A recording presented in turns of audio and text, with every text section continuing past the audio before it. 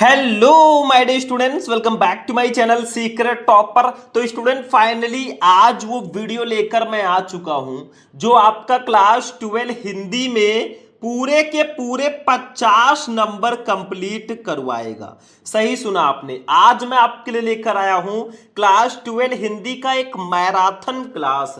अगर आपको भी 2026 में बोर्ड एग्जाम देना है तो आज का ये वीडियो एक बार जरूर देख लेना, क्योंकि इस वीडियो में मैं आपको 12th हिंदी का पूरा खंड का एक ही वीडियो में पढ़ाने वाला हूं। यानी कि पूरे 50 नंबर के क्वेश्चन मैं एक ही वीडियो में बताऊंगा। 2026 में 100% यही आएंगे और ऐसे ऐसे मैं क्वेश्चन लेकर आया हूं ना, आप खुद ही देख सकते हो। यहां देखो कितनी बार ये क्वेश्चन आपके बोर्ड एग्जाम में आ चुके हैं।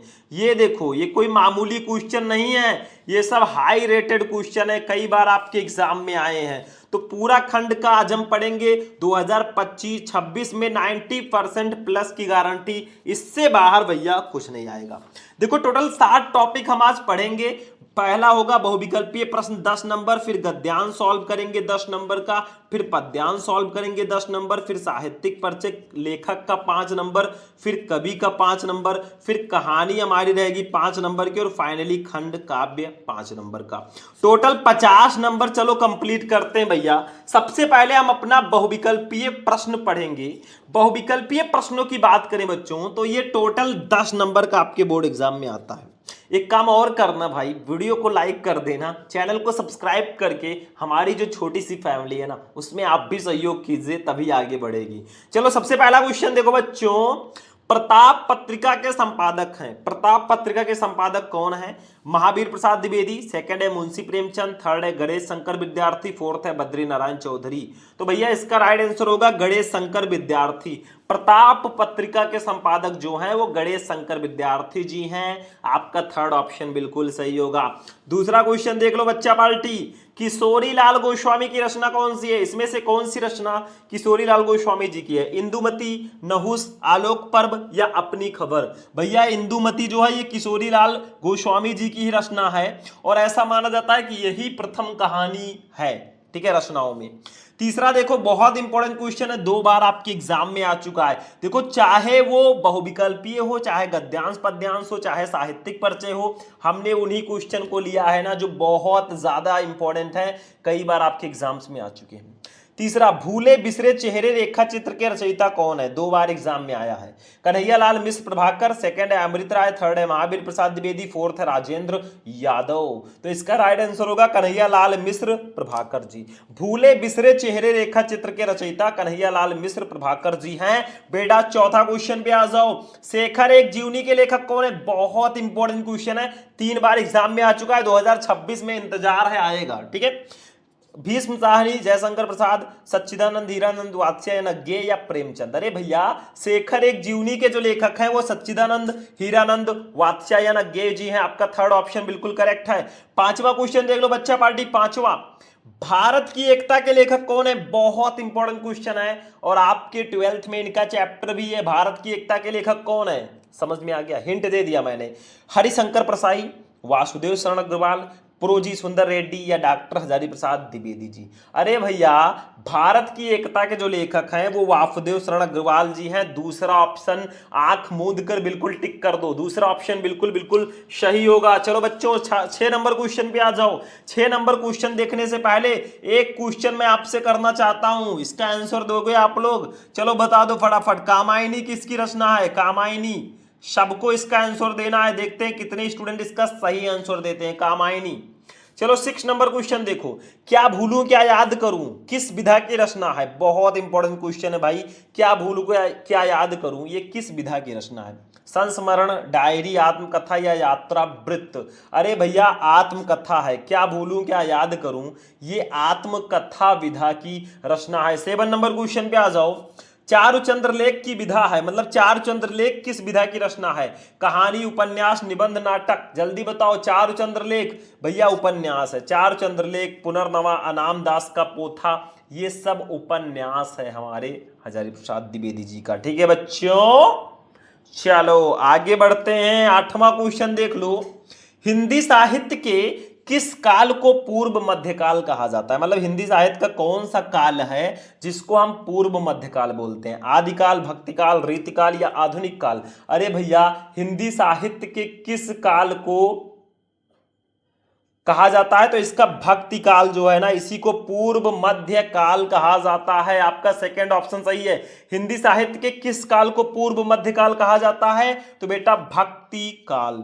9 नंबर क्वेश्चन पे आ जाओ। अग्रदास किस काव्य धारा के कवि हैं? बहुत इंपॉर्टेंट क्वेश्चन है। अग्रदास किस काव्य धारा के कवि हैं? कृष्ण काव्य धारा के, सूफी काव्य धारा के, वीर काव्य धारा के या राम काव्य धारा के? अरे बेटा, अग्रदास जी जो हैं ये राम काव्य धारा के कवि हैं। चौथा ऑप्शन बिल्कुल टिक कर दो। 10 नंबर क्वेश्चन पे आ जाओ। विनय पत्रिका के रचनाकार कौन है? विनय पत्रिका, जल्दी बताओ, विनय पत्रिका की रचना किसने की? तुलसीदास, कबीरदास, सूरदास या जायसी? अरे भैया, तुलसीदास जी ने रचना की है विनय पत्रिका की। सिंपल सा क्वेश्चन है, सिंपल सा हमने दे दिया। एक और क्वेश्चन में पूछने जा रहा हूं। साकेत जो महाकाव्य है इसके कवि कौन है? साकेत महाकाव्य के रचयिता।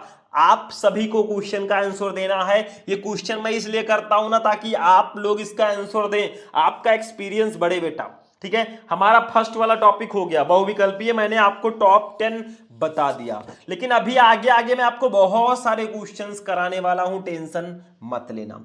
चलते हैं महत्वपूर्ण गद्यांश पे। 10 नंबर का ये भी आता है, तो इसको तो हम मिस कर नहीं सकते बेटा। ठीक है, चलो गद्यांश को अब हम सॉल्व करते हैं। बहुत इंपॉर्टेंट होता है गद्यांश। तो देखो होता क्या है, बेसिकली कुछ है नहीं। देखो, आपको यहां से लेकर यहां तक एक गद्यांश दिया गया, 5 क्वेश्चन इसके नीचे दिए गए, पांचों का आंसर आपको इसी में से ढूंढ ढूंढ कर लिखना है। आपका 10 नंबर कंप्लीट हो जाएगा। एक एक क्वेश्चन 2-2 नंबर का। देखो ध्यान से, क्या है, मगर उदास होना भी बेकार है। अशोक आज भी उसी मौज में है जिसमें आज से 2000 वर्ष पहले था। कभी कहीं भी तो कुछ नहीं बिगड़ा है, कुछ भी तो नहीं बदला है। बदली है मनुष्य की मनोवृत्ति, यदि बदले बिना वो आगे बढ़ सकती तो शायद यह भी नहीं बदलती। और यदि वो ना बदलती और व्यावसायिक संघर्ष आरंभ हो जाता, मशीन का रथ घर घर चल पड़ता, विज्ञान का सावेग धामन चल निकलता तो बड़ा बुरा होता। भैया किस चैप्टर का है, पहचान पाए? अरे अशोक भैया आ गए। तो ये अशोक के फूल चैप्टर का गद्यांश है। इसके लेखक हैं हजारी प्रसाद द्विवेदी जी। तो क्वेश्चन नंबर 1 देखो, क्वेश्चन नंबर 1 का आंसर हमें मिल गया। उपयुक्त गद्यांश के पाठ और लेखक का नाम लिखिए। पाठ का नाम अशोक के फूल, लेखक का नाम हजारी प्रसाद द्विवेदी जी। दूसरा, रेखांकित अंश की व्याख्या कीजिए। जिसके नीचे आपको रेखाएं दिख रही है ना, यहां से लेकर यहां तक, इसकी अपनी भाषा में व्याख्या कर दो। मैं अभी करूंगा, थोड़ा चेंज करके स्टाइल से लिख दोगे, नंबर मिल जाएगा। तीसरा, मनोवृत्ति और धामन शब्दों का अर्थ स्पष्ट कीजिए। देखो इसमें 2 शब्द आया है, एक आपका है ये मनोवृत्ति और एक धामन आया है। देखो धामन कहां है, कहां गया भाई? हाँ, धावन शब्दों का अर्थ स्पष्ट कीजिए। देखो धावन आया है, ठीक है, तो इसका अर्थ बताना है। अरे भैया, मनोवृत्ति और धावन, मनोवृत्ति का अर्थ होता है व्यक्ति को सोचने का तरीका और उसकी सोच में परिवर्तन, उसको मनोवृत्ति कहते हैं। व्यक्ति के सोचने का तरीका और उसकी सोच में परिवर्तन, ठीक है। धावन का अर्थ होता है दौड़ना या फिर तीव्र गति से प्रगति करना, इसी को धावन कहते हैं। बस। चौथा, अशोक आज भी उसी मौज में क्यों है? तो अशोक आज भी उसी मौज में है जिससे वे हजारों वर्ष पूर्व था, ठीक है। अब क्यों है? इसका कारण यह है कि वो उदास होकर नहीं रहना चाहता। वो उदास होकर नहीं रहना चाहता, उसे ज्ञात है कि उदास होने से किसी भी समस्या का समाधान नहीं हो सकता, ठीक है। बस ऐसे लिख देना। पांचवा, लेखक के अनुसार किस में परिवर्तन हुआ है? तो लेखक के अनुसार मनुष्य की मनोवृत्ति तथा उसकी सोच में परिवर्तन हुआ है। देखो यहां पे लिखा है, कहां गया? मनुष्य की मनोवृत्ति। ये देखो, कहीं भी तो कुछ नहीं बदला है, कुछ भी तो नहीं बदला, बदली है मनुष्य की मनोवृत्ति, बस यही तो बदला है, इसी में परिवर्तन हुआ है, तो यही लिख देना है। देखो ये एक ऐसा गद्यांश है ना जिसमें आपको आंसर जो है डायरेक्टली नहीं दिया गया है, थोड़ा टफ गद्यांश में ये आता है। तो भैया टफ को भी इजी कर दे, उसका नाम है शुभम। चलो एक एक का आंसर लिखेंगे। सबसे पहले जब हम इसको सॉल्व करेंगे बच्चों ना, बच्चा पार्टी, जब हम इस गद्यांश को सॉल्व करेंगे तो एक प्रोसेस जो आपको पता होगा, जो हम हमेशा करते हैं, क्या करते हैं ध्यान से समझना। ऐसे इसका फर्स्ट वर्ड मगर उदास डॉट डॉट करके बुरा होता, ऐसे हम लिख देते हैं। सबसे पहला क्वेश्चन है बच्चा पार्टी, उपयुक्त गद्यांश के पाठ और लेखक का नाम लिखिए। तो हम संदर्भ लिखेंगे। देखो आप डायरेक्टली भी लिख सकते हो, पाठ का नाम अशोक के फूल, लेखक का नाम हजारी प्रसाद द्विवेदी, लेकिन हम एज अ संदर्भ लिखेंगे। देखो प्रस्तुत गद्यांश हमारी पाठ्य पुस्तक के गद्य भाग में संकलित तथा हिंदी के सुविख्यात निबंधकार आचार्य हजारी प्रसाद द्विवेदी द्वारा लिखित अशोक के फूल नामक ललित निबंध से अवतरित है। ये हो गया पाठ का नाम ये और लेखक का नाम ये, ठीक है। बस आपके नाम भी 2 नंबर हो जाएगा अगर ऐसा लिख कर आओगे तो। दूसरा क्वेश्चन है बच्चों, रेखांकित अंश की व्याख्या कीजिए। मतलब किसकी व्याख्या करनी है? देखो, यदि बदले बिना वो आगे बढ़ सकती तो शायद ये भी नहीं बदलती, और यदि वो ना बदलती और व्यावसायिक संघर्ष आरंभ हो जाता, मशीन का रथ घर घर चल पड़ता, विज्ञान का सावेग धावन चल निकलता तो बड़ा बुरा होता। इसकी व्याख्या थोड़ा बड़ा हम लिखेंगे भाई, अपनी तरफ से बनाकर भी लिख सकते हो। You are also a writer, आप खुद एक लेखक हो। देखो कैसे लिखेंगे। रेखांकित अंश की व्याख्या खूब प्यारा सा हेडिंग डालेंगे, लिखेंगे। आप थोड़ा बहुत चेंज करके भी लिख सकते हो, कोई जरूरी नहीं एकदम किताब ही छाप के चले आओ। देखो, लेखक के अनुसार अशोक का वृक्ष बिना उदास हुए आज भी पूर्व की भांति मस्त एवं प्रसन्नचित्त है। उसकी प्रवृत्ति रूप स्वरूप में कोई परिवर्तन नहीं हुआ है। इसके विपरीत मनुष्य की सोच या मनोवृत्तियों में आमूल चूल परिवर्तन हो गया है। यदि इस परिवर्तन के बिना उसका काम चल सकता तो उसकी मनोवृत्ति में कभी भी परिवर्तन नहीं होता। वो आज भी सदियों पुराने आदिमानव के समान ही होता। यदि बाद की व्यावसायिक परिस्थिति में मानव जीवन स्थिर हो जाता तो उस स्थिति में भयंकर व्यावसायिक संघर्ष होता। साथ ही यदि इसके बाद विज्ञान के मशीनीकरण पर आधारित रथ घर घर के नाद के साथ अपनी पूरी गति से दौड़ने लगता तो आज बड़ी विकट और भयावह स्थिति उत्पन्न होती। बस ऐसे लिख देना बच्चा पार्टी, 2 नंबर आपका यहाँ पे भी कंप्लीट। कोई जरूरी नहीं आप इतना बड़ा लिखें या यही सेम लिखें, चेंज करके थोड़ा अच्छे से आप लिख दोगे, नंबर आपके हाथ में बेटा, नंबर आपको पूरा का पूरा मिलेगा। तीसरे क्वेश्चन का आंसर अब हम देखेंगे, लेकिन पहले क्वेश्चन तो देख लें। क्वेश्चन हमारा तीसरा क्या है, ध्यान से समझ लो। क्वेश्चन ये आएगा, मनोवृत्ति और धावन शब्दों का आशय लिखिए। अरे भैया, मनोवृत्ति का आशय या अर्थ है व्यक्ति के सोचने का तरीका और उसकी सोच में परिवर्तन से है। धावन का आशय दौड़ने अथवा तीव्र गति से प्रगति की प्रक्रिया से है। ठीक है, बस हो गया बेटा, 2 नंबर यहाँ पे भी कंप्लीट। चौथा देख लो, अशोक आज भी उसी मौज में क्यों है? तो देखो इसका भी आंसर देख लो, सब आंसर बताएंगे आपके भैया शुभम। ठीक है, देखो लेखक के अनुसार अशोक का वृक्ष आज भी उसी मौज में है जिसमें वो हजारों वर्ष पूर्व था। इसका कारण यह है कि वो उदास होकर नहीं रहना चाहता। उसे ज्ञात है कि उदास होने से किसी भी समस्या का समाधान नहीं हो सकता और ना ही पूर्व की परिस्थितियों को लौटाया जा सकता है। अगर आप कोई भी आपको प्रॉब्लम होती है ना, अगर आप उदास होकर बैठ जाएंगे कभी भी आपका प्रॉब्लम सॉल्व होगा ही नहीं। आप उस प्रॉब्लम से लड़िए, उस प्रॉब्लम का सॉल्यूशन ढूंढिए, इसी में आपका प्रोग्रेस है, इसी में आपका विकास है। पांचवा क्वेश्चन देख लो बेटा, लेखक के अनुसार किसमें परिवर्तन हुआ है? तो देखो पांचवा, लेखक के अनुसार मनुष्य की मनोवृत्ति अथवा उसकी सोच में परिवर्तन हुआ है। 2 नंबर यहाँ पे भी कंप्लीट। और एग्जामिनर आपसे कहेगा ये ले बेटा 10/10 ऐसे देगा अगर लिख कर आओगे। बाय द वे, ये जो गद्यांश मैंने लिया था ना, ये इतना इजी नहीं था, क्योंकि इसमें आपको क्वेश्चन का आंसर अच्छे से ढूंढना था, तभी आप इसका आंसर दे पाते। ठीक है, लेकिन इजी सब कुछ है। मैं ये भी कहूँगा, एक साइड मेरा ये भी है कि कुछ भी इम्पॉसिबल नहीं है। अगर आप करना चाहें तो आप पहाड़ को भी दशरथ मांझी की तरह काट कर रास्ता निकाल सकते हैं। ठीक है, चलो बेटा अगले टॉपिक पर चलते हैं। अभी तो मापी है मुट्ठी भर जमी हमने, अभी तो सारा आसमान बाकी है। चलो तीसरा वाला देखो, महत्वपूर्ण पद्यांश अब हम पढ़ेंगे। जैसे गद्यांश आता है ना बच्चों, वैसे पद्यांश भी आता है। ये देख लो, आपको एक पद्यांश दे दिया गया यहां से लेकर यहां तक। ठीक है, इसके नीचे 5 क्वेश्चन दे दिए गए, पांचों का आंसर दो, 10 नंबर ले जाओ। बहुत इंपॉर्टेंट पद्यांश है, तो चलो इसको पहले पढ़ते हैं, बहुत ध्यान से समझिएगा। कहते आते थे यही अभी नरदेही, माता न कुमाता पुत्र कुपुत्र भले ही। ये हिंदी पद्य से होगा।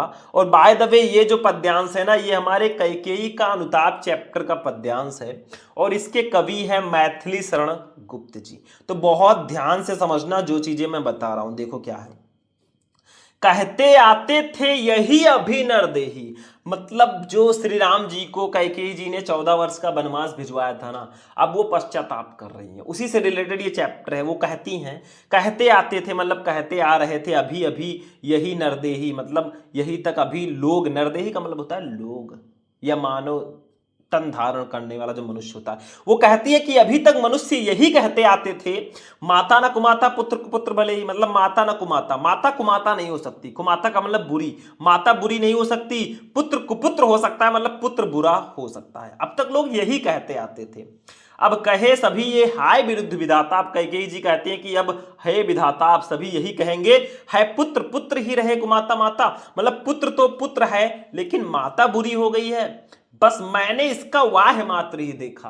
मतलब कैकेयी जी अपने पुत्र भरत को संबोधित करते हुए कहती हैं बस मैंने इसका वाह मात्र, मतलब इसका इसको बाहर से ही देखा, दृढ़ हृदय ना देखा, इसके दृढ़ हृदय को नहीं देखा, मृदुल गात्र ही देखा, इसके कोमल शरीर को ही देखा। मृदुल का मतलब कोमल और गात्र का मतलब शरीर, तो कोमल शरीर को ही देखा, ठीक है। परमार्थ ना देखा, मतलब दूसरों का हित मैंने नहीं देखा, पूर्ण स्वार्थ ही साधा, अपने पूर्ण स्वार्थ को ही मैंने देखा, मैंने उसको ही साधा। इस कारण ही तो हाय आज ये बाधा, और इसी कारण तो आज ये बाधा उत्पन्न हुई है। युग युग तक चलती रहे कठोर कहानी। अब कैकेयी जी कहती है कि युगों युगों तक ये कहानी चलती रहेगी। रघुकुल में भी थी एक अभागिन रानी, कि रघुकुल में भी एक अभागिन रानी थी जिसने स्वार्थवश ऐसे अनुचित कर्म किए। वो कहती है निज जन्म जन्म में सुने जीव या मेरा, मतलब जन्म जन्मांतर तक मेरा जीव मेरे प्राण यही सुनते रहे, धिक्कार उसे था महास्वार्थ ने घेरा, कि धिक्कार है उसको जिसको महास्वार्थ ने घेर कर ऐसे अनुचित कर्म कराए। बस हो गया बेटा। क्वेश्चन देखो फर्स्ट, उपयुक्त पद्यांश के शीर्षक और कवि का नाम लिखिए। भैया शीर्षक है कैकेयी का अनुताप, कवि है मैथिली शरण गुप्त जी। दूसरा, रेखांकित अंश की व्याख्या कीजिए। इन दो लाइनों की व्याख्या करनी है, अभी हम करेंगे भाई आंसर, जब हम मीनिंग जान ही गए हैं तो कर देंगे। तीसरा, पद्यांश के अनुसार आज तक लोग क्या कहते आए थे। तो भैया पद्यांश के अनुसार आज तक लोग यही कहते आए थे कि पुत्र को पुत्र हो सकता है पर माता को माता नहीं हो सकती। चौथा देखो, अगर आपने पद्यांश का मीनिंग समझ लिया ना, मतलब अगर आपको मीनिंग निकालना आता है तो आप पद्यांश का जो नंबर है ना बिल्कुल फ्री में आपको मिल जाएगा भैया, अगर लिख दोगे बहुत इजी हो जाता है, मीनिंग आपको पता होना चाहिए। चौथा, किसने प्रायश्चित किया है कि मैंने पुत्र का कोमल शरीर ही देखा, उसका दृढ़ हृदय नहीं देखा। तो भैया कैकेयी जी ने प्रायश्चित किया है कि मैंने पुत्र का केवल कोमल शरीर ही देखा, उसका दृढ़ हृदय नहीं देखा। आगे देखो, इन पंक्तियों में कैकेयी को किस बात पर पश्चाताप हो रहा है। तो इन पंक्तियों में कैकेयी को अपने ऊपर लगने वाले कलंक और पुत्र की प्रवृत्ति ना पहचान पाने पर पश्चाताप हो रहा है। चलो भैया अब एक एक का क्वेश्चन हम देखेंगे, ध्यान से समझना बेटा। चलो सबसे पहले क्या करेंगे, जब इसको सॉल्व करेंगे तो वही सेम प्रोसेस, पहले प्रश्नोत्तर संख्या डाल देना, फिर कहते आते थे डॉट डॉट डॉट डॉट करके महास्वार्थ ने घेरा, ऐसे लिख देना। फर्स्ट क्वेश्चन है, उपयुक्त पद्यांश के शीर्षक और कवि का नाम लिखिए। तो हम संदर्भ लिखेंगे, आप डायरेक्टली भी लिख सकते हो बच्चों। शीर्षक का नाम कैकेयी का अनुताप, कवि का नाम मैथिली शरण गुप्त, बट हम संदर्भ लिखेंगे। देखो, प्रस्तुत पद्यांश श्री मैथिली शरण गुप्त द्वारा रचित साकेत महाकाव्य से हमारी पाठ्य पुस्तक के पद्य भाग में संकलित कैकेयी का अनुताप शीर्षक काव्यांश से अवतरित है। ये रहे हमारे कवि महाशय, ये रहा हमारा शीर्षक का नाम यानी कि चैप्टर का नाम, और एग्जामिनर ने 2 नंबर ऐसे कर दिया बेटा आपके नाम, अगर ऐसा लिख कर आओगे तो। दूसरा क्वेश्चन हमारा क्या है, ध्यान से समझो। रेखांकित अंश की व्याख्या कीजिए। इसकी व्याख्या करनी है, कहते आते थे यही अभी नरदेही, माता न कुमाता पुत्र कुपुत्र भले ही। तो देखो इसकी व्याख्या करेंगे अपनी भाषा में, बहुत ध्यान से समझना। रेखांकित अंश की व्याख्या एक प्यारा सा हेडिंग डालेंगे, लिखेंगे कैकेयी श्री राम से कहती है कि आज तक मनुष्य यही कहते आए थे कि पुत्र कितना ही दुष्ट क्यों ना हो, परंतु माता उसके प्रति कभी भी दुर्भाव नहीं रखती।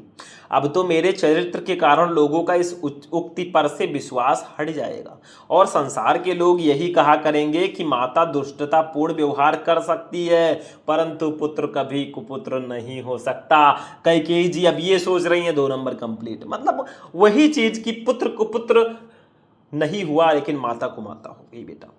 चलो तीसरा वाला क्वेश्चन देख लो बच्चा पार्टी। पद्यांश के अनुसार आज तक लोग क्या कहते आए हैं, तो पद्यांश के अनुसार आज तक लोग यही कहते आए हैं कि पुत्र को पुत्र हो सकता है पर माता को माता नहीं हो सकती, पुत्र बुरा हो सकता है लेकिन माता बुरी नहीं हो सकती। चौथा क्वेश्चन देख लो बच्चों, किसने प्रायश्चित किया है कि मैंने पुत्र का कोमल शरीर ही देखा, उसका दृढ़ हृदय नहीं देखा। तो कैकेयी ने प्रायश्चित किया है कि मैंने पुत्र का कोमल शरीर ही देखा, उसका दृढ़ हृदय ना देखा। कैकेयी जी ने यह प्रायश्चित किया है कि मैंने भरत को राज्य दिलवाने के लिए ये सब किया, लेकिन भरत जो है बहुत अच्छे हैं, वो श्री राम जी से दूर नहीं रहना चाहते। पांचवा क्वेश्चन देख लो बच्चा पार्टी, इन पंक्तियों में कैकेयी को किस बात पर पश्चाताप हो रहा है। तो देखो, इन पंक्तियों में कैकेयी को अपने ऊपर लगने वाले कलंक और पुत्र की प्रवृत्ति को ना पहचान पाने का पश्चाताप हो रहा है। ये लो बेटा 2 नंबर। और एग्जामिनर कॉपी चेक करेगा तो कहेगा बेटा इसने कहीं गलती ही नहीं की तो नंबर कैसे कटेगा।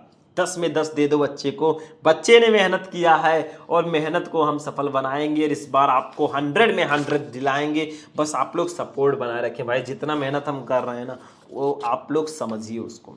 चलो अगला टॉपिक आ जाते हैं बच्चों। अगला टॉपिक हमारा है 30 नंबर का, हमने टॉपिक देख लिया। लेखक का साहित्यिक परिचय आ जाता है 5 नंबर का।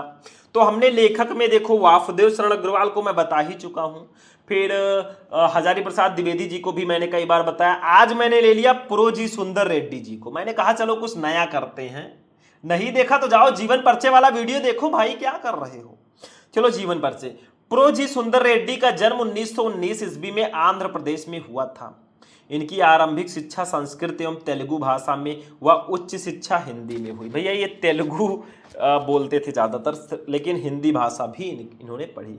श्रेष्ठ विचारक, समालोचक एवं उत्कृष्ट निबंधकार प्रोजी सुंदर रेड्डी लगभग 30 वर्षों तक आंध्र विश्वविद्यालय में हिंदी विभाग के अध्यक्ष रहे।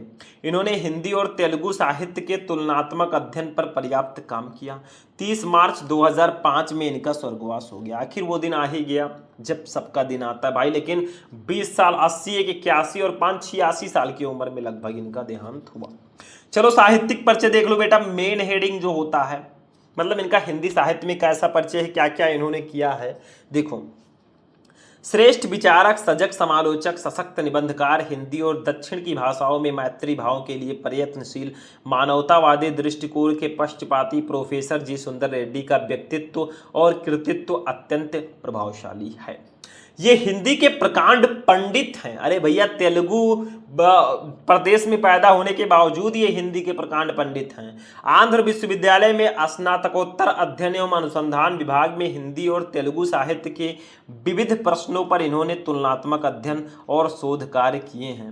अहिंद भाषी प्रदेश के निवासी होते हुए भी प्रोफेसर रेड्डी का हिंदी भाषा पर अच्छा अधिकार है। इन्होंने दक्षिण भारत में हिंदी भाषा के प्रचार प्रसार में महत्वपूर्ण भूमिका निभाई है। ऐसे लिख दोगे 3 नंबर आपको साहित्यिक परिचय का मिल जाएगा 100%। रचनाएं इनकी देखो, अब तक प्रोफेसर रेड्डी जी के कुल 8 ग्रंथ प्रकाशित हो चुके हैं। जैसे देखो, फर्स्ट है साहित्य और समाज, सेकंड है मेरे विचार, थर्ड है हिंदी और तेलुगु एक तुलनात्मक अध्ययन, फोर्थ है दक्षिण की भाषाएं और उनका साहित्य, पांचवा है वैचारिकी, छठवां है शोध और बोध, सातवां है तेलुगु वारिल, आठवां है लैंग्वेज प्रॉब्लम इन इंडिया। ये इंग्लिश में संपादित ग्रंथ है। बस भैया ऐसे आप लिख दोगे 10 में 10 मिलेंगे बच्चों। सॉरी, 10 में 10 नहीं, 5 में 5 आपको मिलेंगे। 3 नंबर आपका साहित्यिक परिचय, 2 नंबर रचनाओं का 5 नंबर। ठीक है, बस इन्होंने 8 ग्रंथ प्रकाशित किए थे तो हमने 8 ग्रंथों के नाम बता दिए तो काम हो चुका है भाई। अगला हम लोग देखेंगे अपने कवि का जो साहित्यिक परिचय। कवियों में देखो, अगला जो हमारा टॉपिक है, अपनी लिस्ट को दिखा दूं। कवि का साहित्यिक परिचय जो है 5 नंबर का ये भी आता है, और मैंने एक बहुत ही इंपॉर्टेंट कवि का साहित्यिक परिचय आज लिया है। कवि का नाम है रामधारी सिंह दिनकर जी। बहुत ही फेमस हमारे कवि हैं, तो जानना बहुत जरूरी है भाई, बहुत ज्यादा जरूरी है। तो चलो पढ़ते हैं। सबसे पहले जीवन परिचय हेडिंग डालेंगे, वही सेम प्रोसेस। जब भी हम किसी भी लेखक या कवि का साहित्यिक परिचय लिखते हैं ना, सबसे पहले जीवन परिचय लिखा जाता है। देखो, श्री रामधारी सिंह दिनकर का जन्म 30 सितंबर 1908 ईस्वी को जिला मुंगेर बिहार के सिमरिया नामक ग्राम में हुआ था। इनके पिता का नाम श्री रवि सिंह और माता का नाम श्रीमती मरूप देवी था। इनकी प्रारंभिक शिक्षा गांव की पाठशाला में ही हुई और इनका स्वर्गवास 24 अप्रैल 1974 ईस्वी को मद्रास चेन्नई में हुआ। साहित्यिक परिचय पे आ जाओ बेटा। दिनकर जी की सबसे प्रमुख विशेषता उनकी परिवर्तनकारी सोच रही है। उनकी कविता का उद्भव छायावाद युग में हुआ और वो प्रगतिवाद प्रयोगवाद, नई कविता आदि युगों से होकर गुजरी। मतलब दिनकर जी का जो उद्भव है ना, इनकी कविता का उद्भव छायावाद युग में हुआ था और वो प्रगतिवाद, प्रयोगवाद, नई कविता आदि युगों से होकर गुजरी। इस दीर्घ काल में जो आरंभ से अंत तक उनके काव्य में रही वो है उनका राष्ट्रीय स्वर। दिनकर जी राष्ट्रीय भावनाओं के ओजस्वी गायक रहे हैं। इन्होंने देशानुराग की भावना से ओतप्रोत, पीड़ितों के प्रति सहानुभूति की भावना से परिपूर्ण तथा क्रांति की भावना जगाने वाली रचनाएं लिखी हैं। बस हो गया बेटा, ये था साहित्यिक परिचय। 3 नंबर आपको इसी के लिए मिलता है, 2 नंबर आपको मिलेगा रचनाओं के लिए। ठीक है, तो रचनाएं भी देख लेते हैं। दिनकर जी की रचनाएं निम्न हैं। देखो, काव्य रचना में इन्होंने रेणुका, हुंकार, कुरुक्षेत्र, उर्वशी, ये बहुत फेमस इनकी काव्य रचना है। तो ये सब इन्होंने काव्य रचनाएं की है, रेणुका, हुंकार, कुरुक्षेत्र, उर्वशी।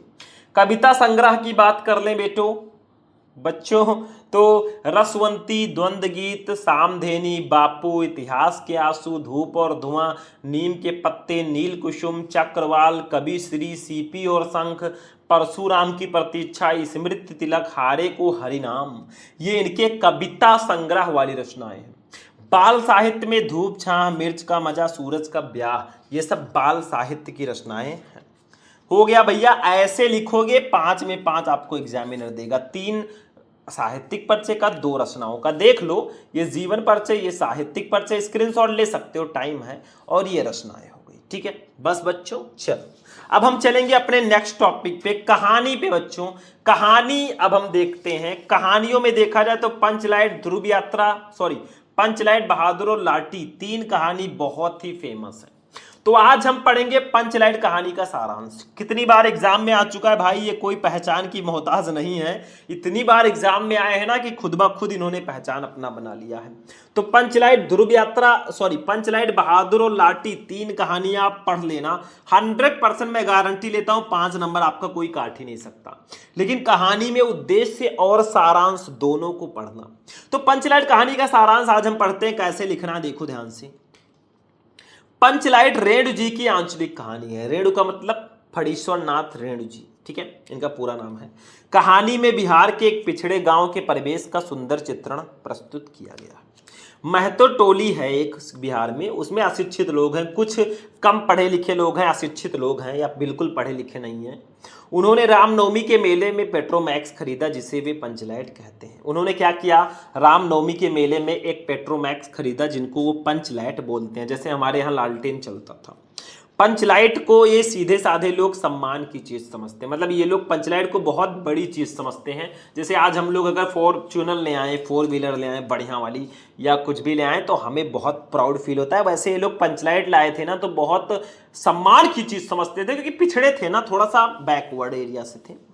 पंचलाइट को देखने के लिए टोली के सभी बालक, औरतें और मर्द इकट्ठे हो जाते हैं। मतलब पंचलाइट को देखने के लिए जितने भी बच्चे हैं, बालक हैं, औरत है, मर्द है, सब इकट्ठा हो जाते हैं। बताओ, आज अगर बाइक ले आओ तो कोई गांव वाला या कोई आसपास की सोसाइटी वाला देखने नहीं आता है, और पंचलाइट देखने के लिए सब इकट्ठा हो गए। जाओ भगवान।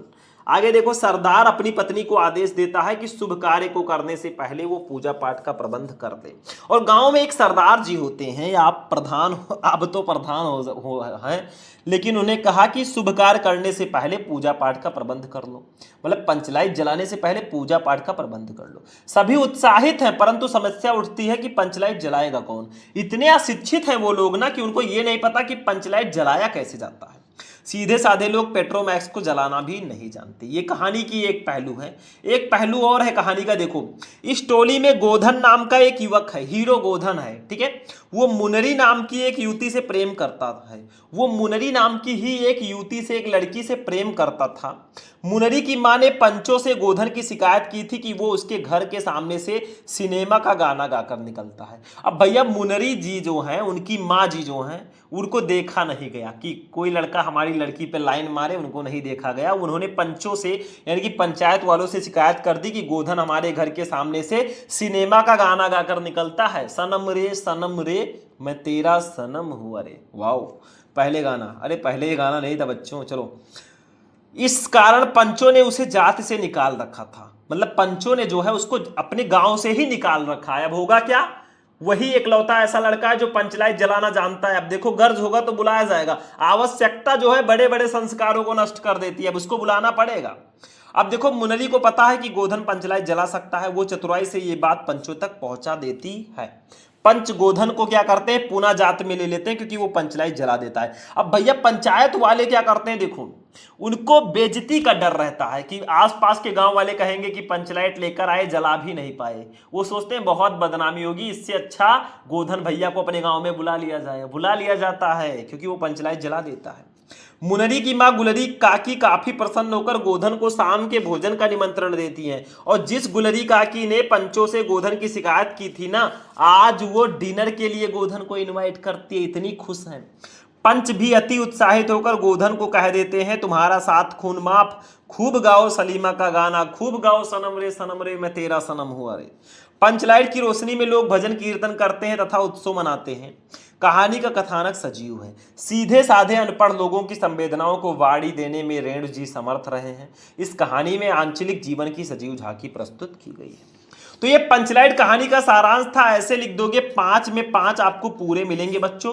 पंचलाइट, ध्रुवी, पंचलाइट, बहादुर और लाठी सारी कहानियां आप लोग पढ़ लेना। तो 45 नंबर तो हमारे कंप्लीट हो गए। 5 नंबर का एक खंड काव्य आता है हमारे खंड का में, 5 नंबर का खंड काव्य आता है। अब खंड काव्य मैं नहीं बताने वाला क्योंकि खंड काव्य जो होता है ना वो जिला वाइज होता है। आपके जिले में कोई दूसरा होगा। देखो किसी में रश्मि रथी, किसी में त्यागपति, किसी में श्रवण कुमार, किसी में मुक्ति यज्ञ, किसी में आलोक वृत्ति, तो अलग अलग जिलों में अलग अलग खंड काव्य होता है। तो आप किस जिले से हैं, आप में कौन सा खंड काव्य है, कमेंट करके बता देना। यही एक टॉपिक है जो अलग है, बाकी सब सेम होते हैं भैया। तो ये हो गया आपका खंड काव्य, ये आप खुद से पढ़ लेना। तो खंड का जो है 50 नंबर फिनिश हुआ। खंड खा पे चलें, चलिए देखते हैं। अरे भैया खंड का ही आज हम आपको पढ़ा रहे हैं। पूरा खंड का आज मैंने एक वीडियो में बता दिया बच्चों। भले ही ये क्लास लंबी हो गई है, मतलब ये क्लास जो है आधे घंटे से ऊपर की हो गई, लेकिन आज मैंने जो है ना सारा का सारा जो क्वेश्चन था वो मैंने आपको आज बता दिया है। ठीक है, 50 नंबर कंप्लीट करवाया है आपका। तो बस आप लोग वीडियो को लाइक करना, चैनल को सब्सक्राइब करके वीडियो को अपने दोस्त के साथ शेयर कर देना। चलते हैं, हम फिर मिलेंगे किसी नेक्स्ट वीडियो में नेक्स्ट टॉपिक के साथ। तब तक के लिए जय हिंद।